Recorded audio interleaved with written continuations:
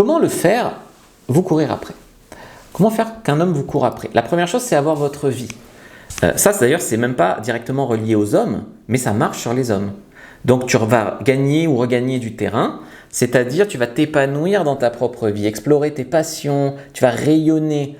Ça devient beaucoup plus naturel d'attirer quand on rayonne. Au rayon surgelé, d'ailleurs, justement. Alors, tu vas gagner en valeur perçue. Ta vie n'est pas assez remplie, tu t'ennuies, tu ressens l'absence, t'envoies des textos, tu te brades, machin. Non, occupe ta vie, occupe ta vie. Sinon, tu vas le relancer, le supplier, perdre de la valeur. Accepte un rendez-vous quand tu es vraiment disponible, pas quand tu as ton cours de sport, mais que tu vas y renoncer pour le voir. Tu vois? Non, reconnecte-toi avec ce qui te rend unique.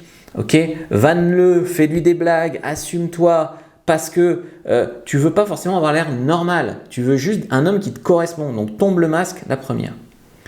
Il y a aussi les bons moments qui comptent. Si tu veux qu'il te court après, donc tu as montré que tu étais occupé, tu as montré que tu étais une fille unique qui tombe le masque, maintenant, il faut que vous passiez des bons moments. Donc, vivez le moment à fond, sans retenue, faites ces blagues-là, couchez ensemble si vous le voulez, ou attendez si vous voulez attendre. Voilà, il faut passer des bons moments, d'accord? C'est pas que du sérieux, je dis sérieux, c'est très sérieux, non. Il faut passer des bons moments. Et ça, par exemple, avoir des trucs à vous, votre petite chanson, vos petites vannes, machin.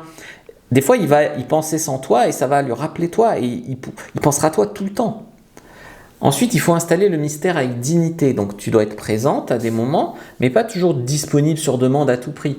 Le juste dosage, quoi, entre désir, entre attirance et tension, entre voilà, la légèreté, le sérieux, l'incertitude. Parle vrai, parle avec légèreté. Quelque chose qui éveille l'imaginaire, par exemple, j'ai pensé à un truc drôle l'autre jour, j'ai rigolé toute seule, il faudra que je te raconte. Et là, tu le laisses attendre, il veut savoir, je te dirai quand on se verra. Ensuite, il faut vraiment avoir des standards et les communiquer sans faire peur à l'autre, avec confiance.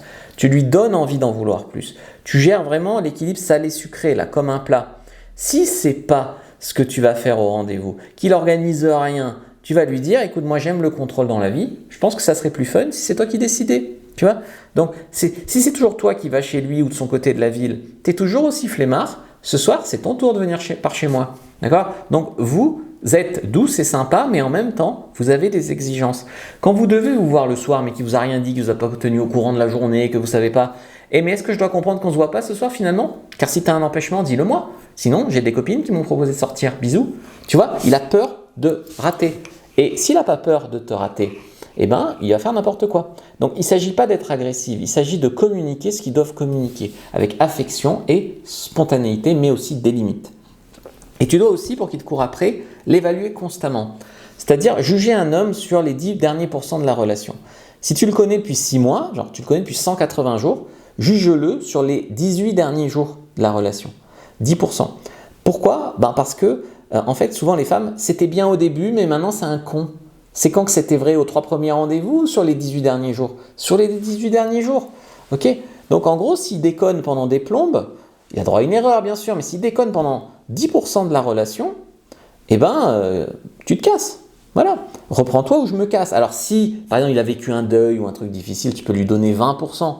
D'accord? Mais il faut qu'il sente qu'il peut te perdre, qu'il ne peut pas faire n'importe quoi. Il faut qu'il se repositionne. C'est comme ça qu'il continuera à te respecter et à te courir après. Et c'est ça aussi qui t'évitera de le mettre dans un piédestal. C'est que tout le temps, tu vas continuer à l'évaluer. Aussi, tu dois devenir l'évidence qu'il veut.